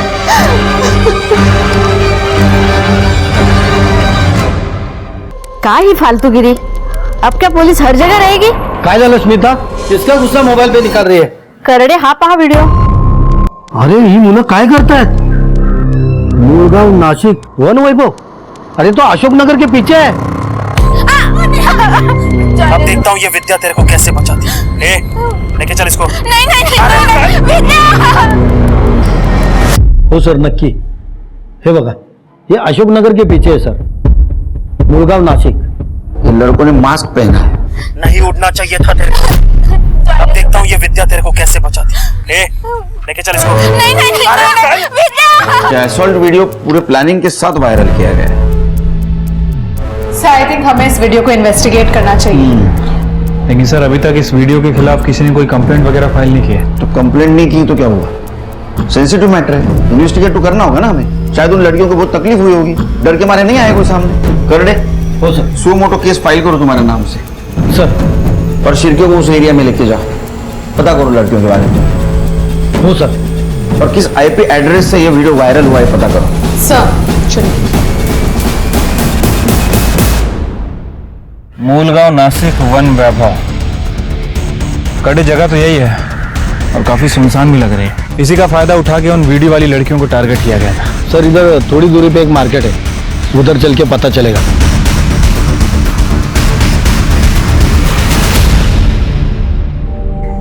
अरे तुझे तेरे बाबा और दादा ऐसे कैसे मार सकते हैं? इसमें तेरी क्या गलती? तुम बात करना। गलती किसी के भी हो, एक बार किसी लड़की का रेप हो जाता है ना तो उसे मर ही जाना चाहिए। मैं भी मर जाऊं तो अच्छा है। नेहा, तेरा दिमाग खराब है क्या? क्या सोच रही है तू? देख तुझे कसम है, अगर तूने ऐसा कुछ भी किया तो तेरे बाबा और दादा से तो मैं बात करती हूँ। विद्या देखो प्लीज, तू बाबा से इस बारे में कुछ भी बात मत कर, नहीं तो वो मुझे फिर से मारेंगे। विद्या, हमारे रिलेशनशिप को दूसरों के पर्सनल मैटर में क्यों ला रही है? ये विष्णु का घर का मामला है। देखो मुझे इसमें पढ़ने की कोई शौक नहीं है, समझी? सुनील, विष्णु काका तुम्हारे अंडर में काम करते हैं। अगर तुम उनसे बात करोगे तो कम से कम नेहा को मारेंगे नहीं, रोज पीटते हैं उसको। तुम्हें शौक होगा दूसरों के पर्सनल मैटर में अपनी टांग अड़ाने की, मुझे नहीं है। मुझे नहीं पता था तुम इतने बड़े नामर्द हो। देखो हमारी रिलेशनशिप एक जगह, मैं तुम्हारा बॉयफ्रेंड हूँ, तुम मुझसे से बात नहीं कर सकती। जो हो वही बोल रही हूँ। असली मर्द होते ना नेहा को बचाते, विष्णु काका से बात करते। सर वो एरिया काफी सुनसान है और अशोक नगर और सुभाष नगर के बीच में पड़ता है, लेकिन वहां पे बहुत ज्यादा आबादी है। हमने फोटो लेके इधर उधर पूछताछ भी की, लेकिन सर वो लड़की कहीं भी हो सकती है। सर ये लड़की आई है। अरे कहाँ थी आप? हम लोग आपको ढूंढ रहे हैं, यहाँ तक कि सो मोटो केस भी बना लिया हम लोगों ने। और वीडियो में कौन लड़की थी, वो कहाँ है? सर बताती हूँ। हाँ बताइए। सर मैं विद्या कांबळे, और इस वीडियो में जो लड़की है वो मेरी फ्रेंड है नेहा सांवरे, जिसका रेप हुआ है। उसका रेप भी हुआ है? जी सर, मयूर और उसके दोस्तों ने मिलकर नेहा का रेप किया है। तुम्हारे सामने? नहीं सर, जब मुझे होश आया और मैं नेहा के पास गई तो नेहा ने मुझे ये सारी बातें बताई। उन लोगों ने मेरा रेप किया। कितनी देर बाद होश आया तुम्हें? सर करीब आधे घंटे के बाद। तब तक मयूर और उसके दोस्त चले गए थे और नेहा बेहोश पड़ी थी। मयूर? मतलब तुम जानती हो इन लड़कों को? जी सर, वो मेरे ही इलाके के हैं। मयूर कुलकर्णी, देवदत्त राणे, सूरज देशपांडे और ये मल्हार जोशी। लेकिन इन लड़कों ने तुम लोगों के साथ ऐसा क्यों किया? मयूर और उसके दोस्त दूसरे समाज के, मैं और नेहा दूसरे समाज के हैं। और मयूर के फादर मेघनाथ कुलकर्णी पॉलिटिशियन है। और हमारी कॉलेज में डिबेट हुआ था ये सामाजिक गैर बराबरी के बारे में, जिसमें नेहा ने कुछ बातें बोली थी और मयूर को पसंद नहीं आई थी, जिसका सबक सिखाने के लिए वो नेहा के साथ ये सब किया है। बैठना नहीं है, बैठ चुके हैं, तभी तुम लोगों को अच्छा नहीं लग रहा है। और मयूर वो जमाना गया जब तुम लोग हमारे लोगों को डरा कर रखते थे। हे विद्या, तेरे को जितना भी उड़ना है ना उड़ ले, लेकिन एक बात याद रखा, राज हमारा ही चलेगा और तुम जैसों को ना जूतों की नोक पर रखेंगे हम। तू मुझे अब अपनी जूते के नोक पर रख कर दिखा। मजा आया एक थप्पड़ में, एक और चाहिए। क्या हुआ मयूर, कुछ याद आ गया क्या? जो जूता और नोक दोनों भूल गए? कब का झगड़ा था ये? 20 दिन पहले। तुम्हारे घर में पता है ये? नहीं सर, घर पे किसी को नहीं बताया। अगर बताता तो बात और बढ़ जाती। और सर मयूर ने इस झगड़े का सबक सिखाने के लिए नेहा के साथ ये सब कुछ किया है। और ये असॉल्ट और रेप वाली घटना कितनी तारीख को हुई? 10 अक्टूबर, जब हम कॉलेज से वापस आ रहे थे। 10 अक्टूबर, आज 18 अक्टूबर, 8 दिन हो गए। 8 दिन के बाद आप आ रही है, वो भी अकेली। वो नेहा कहाँ है? हमारी ऐसी सिचुएशन नहीं थी कि हम जो चाहे वो कर सके। और सर मैं अभी भी आपके पास नहीं आती कि नेहा को बचाने के लिए मेरे पास इसके अलावा और कोई रास्ता नहीं है। नेहा को क्या हुआ? सर नेहा के बाबा और दादा उसको रोज मारते हैं इस वीडियो की वजह से। मुझे तो डर है कि वो लोग कहीं उसको मार ही ना दें। और नेहा भी सुसाइड की बातें करती है। सर वो टूट चुकी है। प्लीज आप लोग उसे बचा लीजिए, प्लीज। उसका एड्रेस दो। तुम्हारी लड़की के साथ इतना कुछ हुआ, तुमने पुलिस स्टेशन आना चाहिए। उसको मार रहे हो। सर अगर हम पुलिस के पास जाते हैं तो मयूर का बाप मेघनाथ हमें जिंदा नहीं छोड़ता, इसलिए हम सबको जानकर भी चुप बैठे। नेहा तुम्हें हमारे साथ चलना होगा मेडिकल करवाने के लिए, और तुम्हें किसी से डरने की जरूरत नहीं है। पुलिस तुम्हारे साथ है। पुलिस नहीं चाहिए हमें, जो होना था हो गया और आगे कुछ नहीं करना है हमें। आप लोग जितना मामला बढ़ाओगे ना उतनी हमारी बेइज्जती होगी और मयूर के बाप से दुश्मनी अलग। अरे कैसे भाई हो तुम?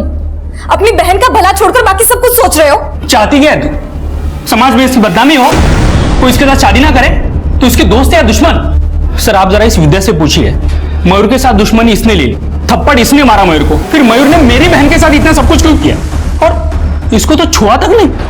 क्या? सर हमें तो लगता है कि नेहा का ये कांड इसी ने करवाया है। दिमाग खराब है तुम लोगों का। नेहा तुम्हारे साथ जो कुछ भी हुआ बहुत गलत हुआ है। तुम्हारे रेपिस्ट को सजा मिलनी चाहिए, किसी का भी बेटा। तुम्हें लगता है उन्हें सजा मिलनी चाहिए? लगता है? अभी फिलहाल उसको मेडिकल के लिए लेके जा रहे हैं हम लोग। घर आएगी वो। बुरा व्यवहार किया तो मैं बुरा व्यवहार करूंगा, जिम्मेदार तुम लोग होगे।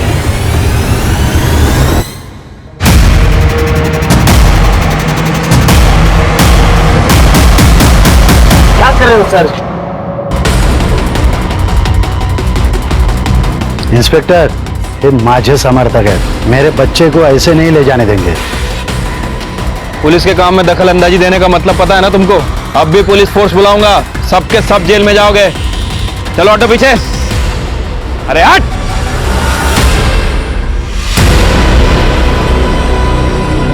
गलत नहीं है सिर के। मयूर और उसके दोस्तों को तो हमने अरेस्ट कर लिया, लेकिन नेहा के भाई राहुल के बात में भी दम है। क्योंकि अगर मयूर को विद्या से दुश्मनी निकालनी थी तो उसने नेहा के साथ क्यों रेप किया? हा? और विद्या को ऐसे छोड़ दिया बिना मारे पीटे। सर देखा जाए तो विद्या नेहा से सुंदर भी है।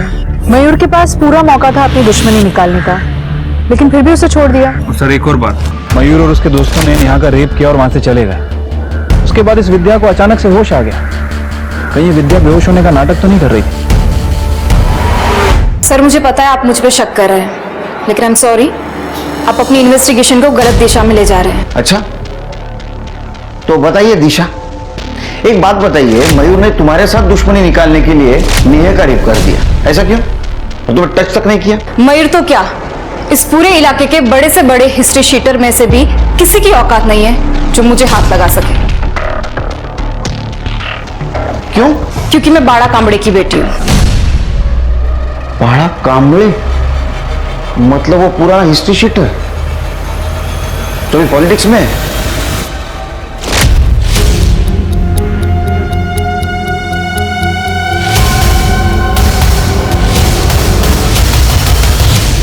तुम्हारे पिताजी तुम्हारे समाज के लीडर हैं और मेघनाथ उनके अपोजिट पार्टी वाले, और तुमने मेघनाथ के लड़के के ऊपर आरोप लगाए। ऐसा तो नहीं कि अपने पिताजी का करियर चमकाने के लिए सब कुछ खेल खेला है? सर आप कैसी बात कर रहे हैं?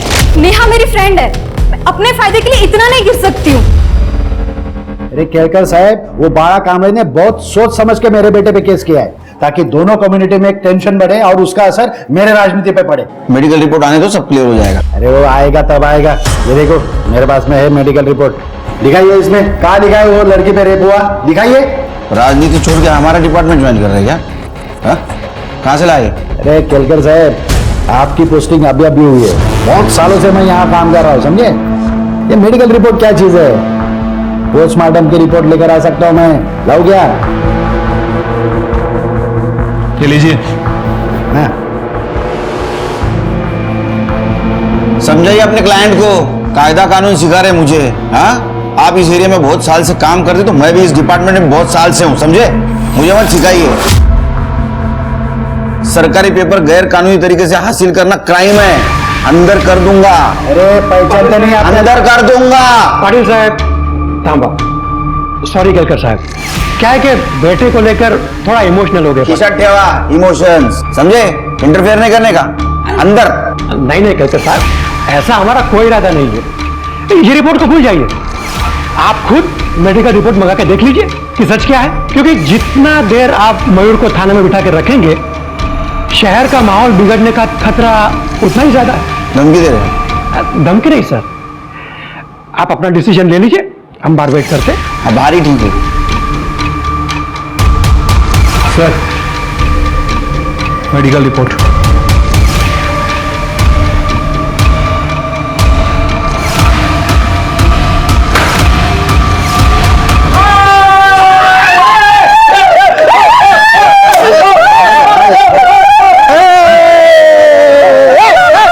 भले ही नेहा की मेडिकल रिपोर्ट में कुछ क्लियर नहीं आया है, लेकिन हमारे पास नेहा का मोलेस्टेशन वीडियो है। और सर, ये लोगों ने तो मेडिकल रिपोर्ट्स को भी गैर कानूनी तरीके से एक्सेस किया है। कुछ नहीं कर सकेंगे इनका हम लोग, और कोर्ट में क्या प्रूव करोगे? हाँ, तो मोलेस्टेशन वीडियो में ना तो लड़कों का चेहरा दिख रहा है, ना तो गाड़ी का नंबर। तुम प्रूव कैसे करोगी ये मेघनाथ का लड़का है? एक उम्मीद थी मेडिकल रिपोर्ट की, उसमें भी कुछ नहीं आया। ऐसा हाफ कुक पॉलिटिकल केस आगे नहीं बढ़ सकता। मयूर क्या रे? हाँ, पुलिस से तो तू बच गया, लेकिन क्या मैं नहीं जानती कि तूने अपने दोस्तों के साथ मिलकर नेहा का रेप किया है? एक बात याद रखना, नेहा को तो मैं जस्टिस दिलाकर ही रहूंगी, फिर चाहे मुझे अपने पापा की मदद क्यों ना लेनी पड़े। ए विद्या, संभल के रहा मेरे साथ, नहीं तो ऐसा काट के फेंक दूंगा ना, जिंदगी भर तेरा बाप तेरे को ढूंढता फिरेगा। मयूर, क्या कर रहा है मयूर? हाथ ऊपर। चौप। बेटा, तुम्हें यहाँ नहीं आना चाहिए था। आपकी वजह से पुलिस से बच गया, और आप मुझे बता रहे कि मुझे क्या करना चाहिए? तुम रुको यहाँ पे, तुम्हारे पापा को मैं यहाँ बुला लेता हूँ। बाड़ा,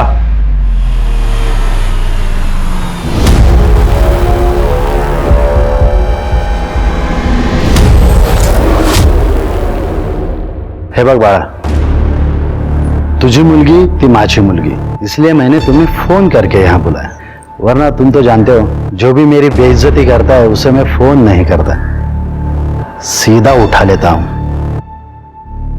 और तुम्हारी बच्ची ने वही किया है। समझो तो मिथिला, बेटर रहेगा तुम्हारे लिए। वैसे भी मेरे बेटे ने कुछ किया भी होगा तो तुम्हारे बेटी के साथ में थोड़ी किया है, ये क्यों बात आगे बढ़ा रही है? बघतोय, येतोय। विद्या, चल।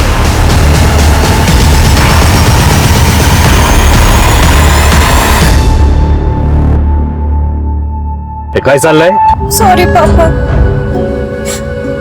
मेरी वजह से आपको वहां आना पड़ा। पापा मैं बहुत परेशान हूँ, मेरी वजह से नेहा के साथ इतना कुछ हो गया और मैं कुछ नहीं कर पाई। बेटा, तुम्हें कुछ करना ही था तो पहले मुझे बता दे, मैं कुछ करता। पापा मुझे कुछ समझ नहीं आ रहा, मुझे इस जगह से थोड़ा ब्रेक चाहिए। पापा मेरी फ्रेंड तान्या है, उसके मम्मी पापा की एनिवर्सरी है 24 को, वो अपने फार्म हाउस जा रहे हैं। वो मुझे बोल रही थी कि मैं भी उनके साथ चलूं, जाऊं क्या? मूड चेंज हो जाएगा।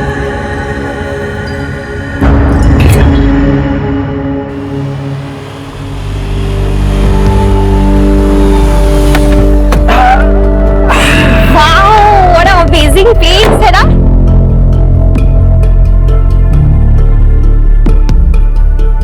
हम लोग खूब मस्ती करेंगे, बहुत मजा आएगा। तू बिल्कुल टेंशन मत ले, तेरी सारी टेंशन दूर हो जाएगी, है ना पापा?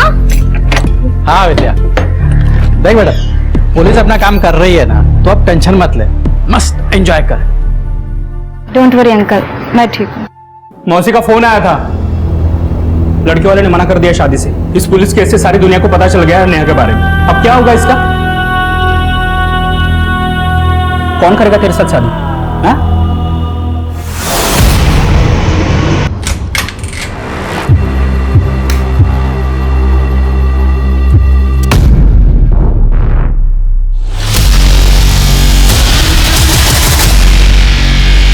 भले ही एक बच्चे का बाप है ये लड़का, और कौन शादी करेगा इस नेहा से? हाँ, इससे तो शादी करना ही पड़ेगा नेहा को। रुको, मैं बात करके आता हूं।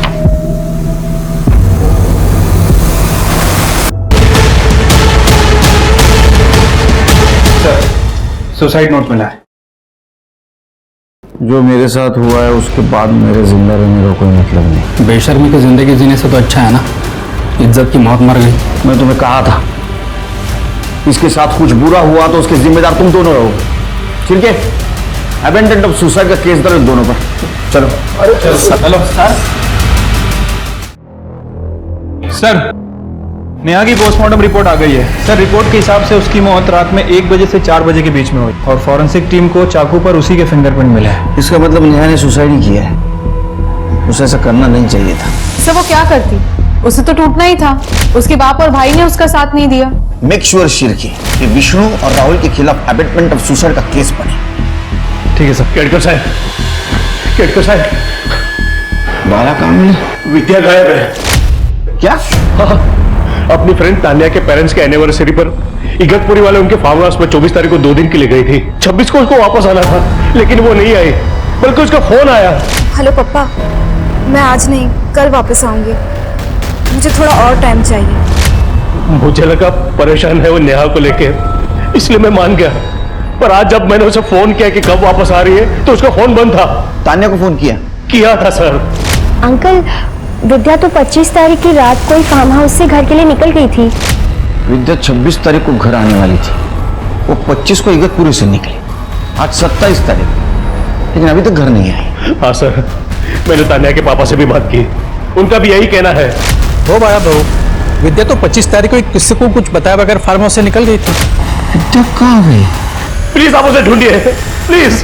तृप्ति, तान्या का एड्रेस लेना। चलिए। कमाल है, ये नेहा का सुसाइड केस सॉल्व नहीं हुआ अभी तक, विद्या गायब हो गई।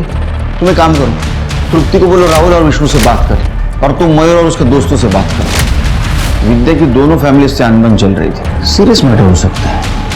ठीक है सर। सर 24 तारीख को मॉम डैड की एनिवर्सरी थी, हम लोग ने साथ में सेलिब्रेट किया था। तब विद्या बहुत खुश थी, सब कुछ ठीक था उसके साथ।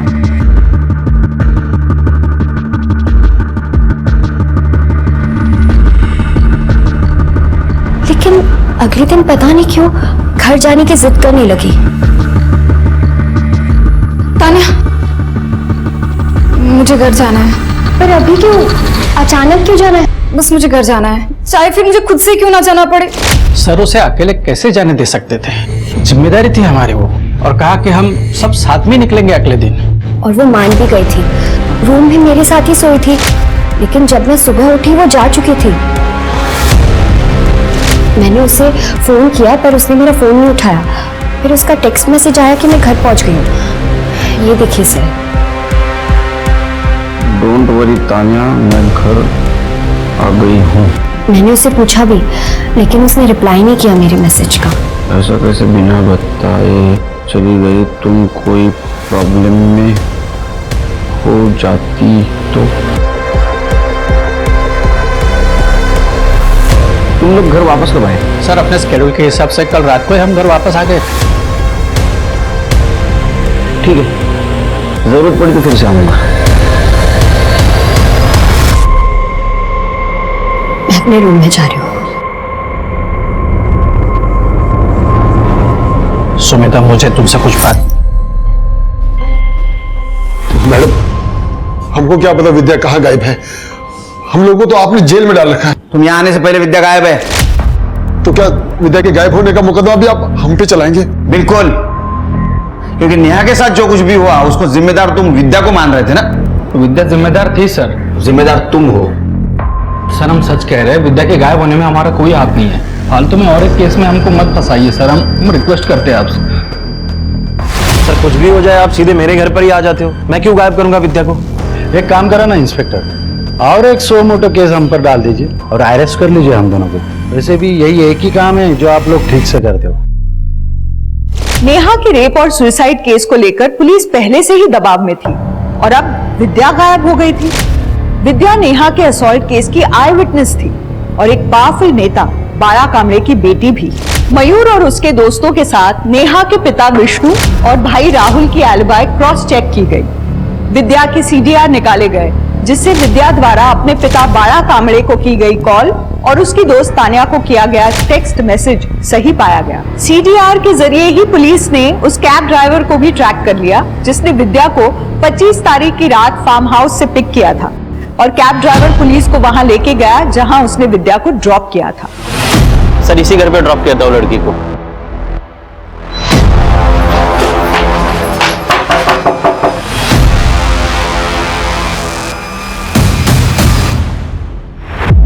सर मेरा और विद्या का अफेयर चल रहा है। 26 तारीख को उसने मुझे फोन किया सुबह। हेलो हेलो सुनील, मैं तुम्हारे घर आ रही हूँ, मुझे मिलना है। लेकिन जब वो आई उसकी हालत ठीक नहीं थी सर। सुनील विद्या रो क्यों रही हो, क्या हुआ? सुनील, मेरा रेप हुआ है। बस रोती रही। मुझे भी समझ में नहीं आया कि मैं क्या करूं। जब उसके पापा ने उसे फोन किया तो मैंने उसे कहा कि उन्हें कहना कि वो अगले दिन आएगी। हेलो पापा, मैं आज नहीं कल वापस आऊंगी, मुझे थोड़ा और टाइम चाहिए। तो 26 तारीख को सुबह से तुम्हारे साथ थी पूरे दिन भर? जी सर। उसके बाद वो जब थोड़ी सी स्टेबल हुई तो मैंने उसे वापस पूछा उसके रेपिस्ट के बारे में। प्लीज बता किसने किया ये सब? प्रकाश अंकल ने मेरा रेप किया। विद्या की फ्रेंड तानिया, उसके फादर ने उसका रेप किया। सर ये बताकर वो वापस रोने लगी, रोते रोते सो गई। मुझे भी नींद आ गई तो मैं भी सो गया। लेकिन 27 सुबह जब मैं उठा तब विद्या घर पे नहीं थी। ये सब तुम्हें पता था, तुमने पुलिस को क्यों नहीं बोला? सर विद्या के फादर के बारे में तो आपको पता ही है। अगर उन्हें हम दोनों के बारे में पता चल जाता तो फिर मार के चौड़ाई पे लटका देते सर। अरे कुछ नहीं करेगा वो, डरो मत। क्या बकवास कर रहे हैं सर? विद्या के बॉयफ्रेंड ने बताया और आपने उसके बातों पे भरोसा कर लिया? हम किसी की बातों पे भरोसा नहीं कर रहे, हम सिर्फ फैक्ट्स को इवेल्युएट कर रहे हैं। सर फैक्ट यही है कि उस दिन विद्या मेरे फार्म हाउस से निकलकर सुनील के पास गई थी और वहां से वो गायब हो गई। अब मुझसे पूछने के बजाय आप उससे पूछिए कि उसने विद्या का किया क्या है। और सर उस दिन फार्म हाउस में मैं अकेला नहीं था, मेरी बीबी और मेरी बेटी भी साथ। हमें क्या पता था सर कि वो मेरे पति पर इतना गंदा इल्जाम लगाएगी। पहले ये मालूम होता था तो उसे हम लेकर ही नहीं जाते। भलाई करने गए थे, बुराई हो गई। नहीं मम्मी, विद्या ने कुछ नहीं कहा है, उसके बॉयफ्रेंड ने कहा है। गप्पा बस तू, तेरी वजह से ये सब कुछ हुआ है। तुझे ही बहुत पड़ी थी ना उसकी तबीयत ठीक नहीं है, डिप्रेशन में है बेचारी। अरे तेरे पापा पर गंदा इल्जाम लगाया उसने। सुनील और प्रकाश में से कौन सच बोल रहा है विद्या ही बता सकती है। मैं सुनील के बयान को क्रॉस वेरीफाई करता हूँ सर। और सर मैं प्रकाश और सुनील दोनों के कॉल डेटा रिकॉर्ड्स निकलवाती हूँ, शायद उससे कुछ पता चला। सर सिटी हॉस्पिटल से फोन आया था, उनके यहाँ कुछ लोग एक लड़की को लेके आए, पुलिस केस है।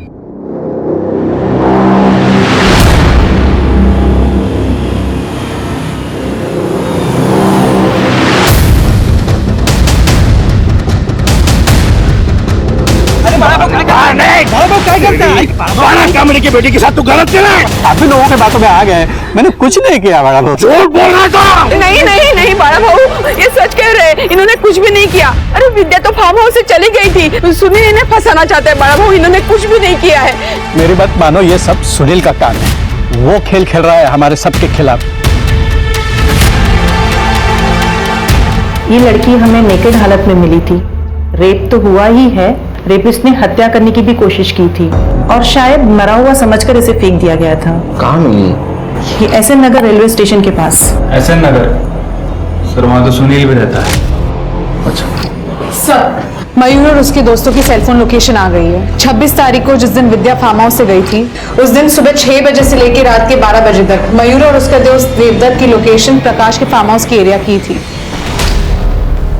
हाँ सर, हम दोनों गए थे फार्म हाउस पर, मगर विद्या को मारने नहीं बल्कि उससे समझौता करने के लिए कि वो नेहा के केस से पीछे हट जाए, अपना बयान बदल दे। तो वो नहीं समझी, उसका रेप कर दिया और मरने के लिए छोड़ दिया। नहीं सर सुबह 6 बजे से हम उसकी राह देख रहे थे फार्म हाउस के बाहर कि कब वो बाहर आ जाए और हम उससे बात कर सकें। लेकिन फार्म हाउस से सिर्फ तानिया और उसके माँ बाप ही बाहर है, विद्या उनके साथ थी नहीं। एक बात बताओ, ये प्रकाश की फैमिली फार्म हाउस से बाहर कब निकली? सर सुबह 10 बजे। आपने कहा था 26 तारीख की रात को ही आप घर आ गए थे फार्म हाउस से, तो फिर 26 तारीख को सवेरे 10 बजे आप कहाँ निकले थे? सर वो उस दिन फार्म हाउस से निकलने के बाद हमारा ट्रैकिंग का प्लान था, इसलिए सुबह ही निकल गए, लेकिन पहुंचे घर को रात को ही। सर प्रकाश की फोन लोकेशन के हिसाब से वो सही कह रहा था। उस दिन फार्म हाउस से निकलने के बाद वो ट्रैकिंग पे गया और वहां से वो सीधा अपने घर गया। नहीं चिड़िए, फिर भी हम प्रकाश को क्लीन चिट नहीं दे सकते, क्योंकि सुनील के बयान के हिसाब से विद्या ने उसे फार्म हाउस पर रेप के बारे में बताया था और 25-26 की रात तक वो फार्म हाउस पे थी। सर सोचने वाली बात यह है कि अगर उसने विद्या का रेप किया और उसे मारने की कोशिश की तो फिर विद्या को फार्म हाउस से जाने क्यों दिया? अब ये सब बातें विद्या बता सकती है। सर विद्या का बॉयफ्रेंड सुनील, लेबर से पता चला है कुछ दिन पहले विद्या और सुनील में जानलेवा झगड़ा हुआ था।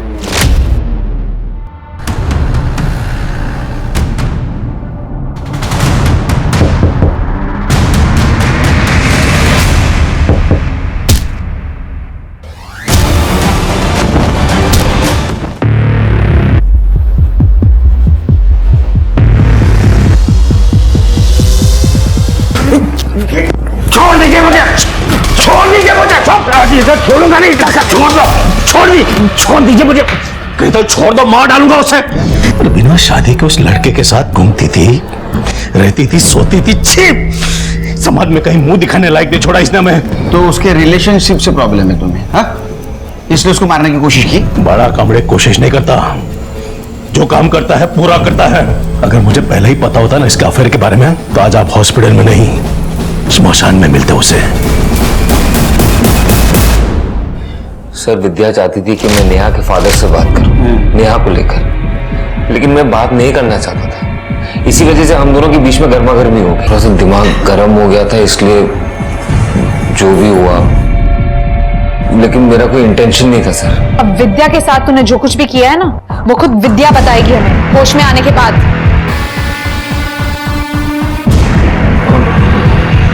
विद्या मिल गई? हाँ, तुम क्यों चौंक गए? फिर इसे मारने का ट्राई करना है? देखो तुम्हारे साथ एक क्या हुआ है, कैसा हुआ है, ये कहानी हम बहुत सुन चुके हैं हम लोग अभी, लेकिन ये इस कहानी में कौन सी सच्ची कहानी ये सिर्फ तुम्हें मालूम है। किसने किया है सब तुम्हारे साथ? प्रकाश अंकल ने मेरा रेप किया जब वो नशे में थे। बेटा मुझे माफ कर दो, माफ कर दो, बहुत बहुत बड़ी गलती हो गई मुझसे। कल मैं नशे में था। बेटा किसी को मत बताना प्लीज। विद्या, बेटा इन्हें माफ कर दे, इनसे बहुत बड़ी गलती हो गई है, तू हमारे बेटे जैसी है। मुझे कुछ समझ में नहीं आ रहा था कि मैं क्या करूं। आखिर वो तान्या के पापा थे। तुम हमारे पास क्यों नहीं आई? अपने घर क्यों नहीं गई? सुनील के पास क्यों गई? सुनील के पास तो मैं इसलिए गई थी क्योंकि मैं ये बात किसी को नहीं बता सकती थी, पर सर उसने मुझे ऐसा धोखा दिया जिसके बारे में मैं कभी नहीं सोच सकती थी। मुझे कुछ समझ में नहीं आ रहा था कि मैं क्या करूं, इसलिए मैं सबसे पहले तुम्हारे पास आई। सुनील, तूने डाला होगा कोई गाना, इसलिए उसने तेरा रेप किया। और तेरी जैसी लड़कियों के साथ ना ऐसा ही होना चाहिए। क्या बोलती थी मुझे? नाम है अर्था। अब मैं तुझे क्या बुलाऊं? और अच्छा हुआ पहले तू मेरे पास आई, पुराने हिसाब भी तो चुकाने हैं। सुनील, तुमने पापा को कॉल किया था, वो सुनील ने करवाया था? हेलो पापा, मैं आज नहीं कल वापस आऊंगी, मुझे थोड़ा और टाइम चाहिए प्लीज।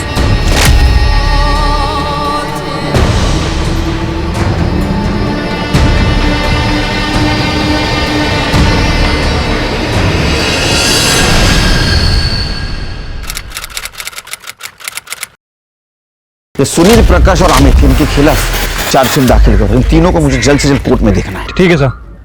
सर, विद्या की डेड बॉडी मिली है उसके घर के सामने वाले पार्क में। झालं समाधान? हाँ? मारून टाकलं ना मुलीला?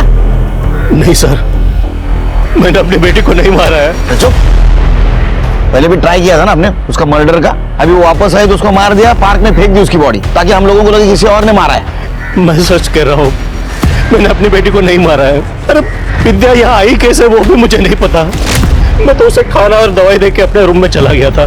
फिर कब विद्या घर से बाहर निकली पता ही नहीं चला। लोगों ने हंगामा मचाया तब पता चला मुझे। सीसीटीवी है घर में? सर ये विद्या तो अकेली घर से बाहर जा रही है, मतलब इसके पापा सही कह रहे थे। सर मैंने पार्क के एंट्री गेट की सीसीटीवी फुटेज चेक की, रात को विद्या के अलावा पार्क में और कोई नहीं गया था। ऐसा हो सकता है कि किलर पार्क में पहले से हो, या किसी दूसरे साइड से वो पार्क में आया होगा। एक काम करो, आसपास जितने भी घर है वहां का सीसीटीवी फुटेज कलेक्ट करो और सिर के विद्या के कॉल डिटेल्स चेक करो। अगर वो किसी को मिलने गई थी तो उसको किसी का कॉल, टेक्स्ट मैसेज जरूर आया होगा। विद्या के घर आने के बाद उसे बहुत सारे नंबर से कॉल आए थे उसका हालचाल पूछने के लिए, लेकिन सर एक नंबर ऐसा है जो थोड़ा खटक रहा है। 10 बजे कॉल करने के बाद इस नंबर की फोन की लोकेशन 12 बजे विद्या के घर के बाहर पार की है। सर आपका अंदाजा सही था, पार्क के पास के घर के सीसीटीवी फुटेज में हमें हमारा पॉसिबल किलर बाउंड्री जंप करते हुए दिखाई दिया है।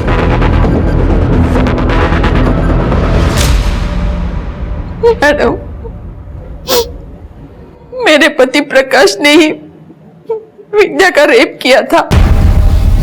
उन्हें बचाने के लिए मैं चुप रही, अब मैं चुप नहीं रहूंगी। मैडम, परसों मैंने अपनी तानिया को रात को घर से बाहर जाते हुए देखा था। है ना तानिया, एक मराठी में कहावत है, जिसका काम उसी को भाए, दूसरा करने जाए तो गड़बड़ हो जाए। समझ रहे हैं ना मैं क्या बोल रहा हूँ? वैसे तुम प्रोफेशनल क्रिमिनल तो नहीं हो, तो तुम प्लानिंग नहीं कर पाई। तुमने क्या किया, विद्या का मर्डर करने गई तब तुम मोबाइल लेके गई। तुम पार्क के मेन गेट से नहीं गई, इसलिए उस सीसीटीवी फुटेज में तुम नहीं आई। तुम दूसरे साइड से, दूसरे कंपाउंड से गई, तो उसके सामने एक घर था, वहां के सीसीटीवी में तुम कैप्चर हो गई। और तुम्हारे माँ ने भी बयान दिया है कि रात को तुम घर से बाहर निकली थी। तो अब बताओ, क्यों मारा, कैसे मारा, किस लिए मारा? सर, मेरे पापा मेरे हीरो हैं और वो विद्या उन्हें फंसाना चाहती थी। पहले तो खूब चिपक चिपक कर डांस किया मेरे पापा के साथ, और जब पापा से नशे में गलती हो गई तो वो उन्हें फांसी पर लटका देना चाहती थी। पापा ने जबकि उससे माफी भी मांगी थी, लेकिन उसने नहीं सुनी। इसलिए मैं उससे बदला लेना चाहती थी और मैंने उसे कॉल किया था आग में आने के लिए। छी तान्या, मैं तो तुम्हारे पापा को अपने पापा की तरह समझती थी। तुम इतना गंदा सोच में कैसे सकती हो? विद्या, ज्यादा भोली बनने की कोशिश मत कर। तुझे जो समझना है समझ तान्या। मैं बस इतना जानती हूँ, तुम्हारे पापा ने मेरा रेप किया है और मैं उनको सजा दिला कर ही रहूंगी। वो मेरे पापा हैं और तेरे वजह से उन्हें। तुम्हारे पापा ने विद्या के साथ बहुत गलत किया और तुमने उस गलत का साथ दिया, तुमने सच्चाई का साथ नहीं दिया। ये सोचो कि विद्या की जगह अगर तुम होती तो ऐसा ही करती। अब सड़ो बाप बेटी जेल में। विक्टिम के साथ सहानुभूति रखना, उसकी जगह खुद को रखकर उसके दुख को समझने की कोशिश करना बहुत ही मानवीय गुण है। अगर तान्या के साथ भी विद्या के जैसा ही कोई हादसा हुआ होता तो क्या वो विद्या के प्रति ज्यादा संवेदनशील नहीं होती? बिल्कुल होती। वो एक ज्यादा बेहतर इंसान होती, जिसकी इतनी समझ होती कि गलत गलत होता है, चाहे वो कोई भी करे। जिस दिन ये सामान्य सी बात तान्या जैसे लोगों को समझ में आ जाएगी, उस दिन बहुत सारे गलत अपने आप सही हो जाएंगे। इसी आशा के साथ अब मैं रेणुका शाहने आपसे विदा लेती हूँ। हम फिर मिलेंगे ऐसी एक कहानी के साथ जो रखेगी आपको सतर्क और जिंदगी को सुरक्षित। तब तक अपना और अपने परिवार का ख्याल रखिए और देखते रहिए क्राइम पेट्रोल सतर्क। जय। इस तरह के और भी एपिसोड देखने के लिए हमारे चैनल को सब्सक्राइब करें और बेल आइकन दबाना ना भूलें।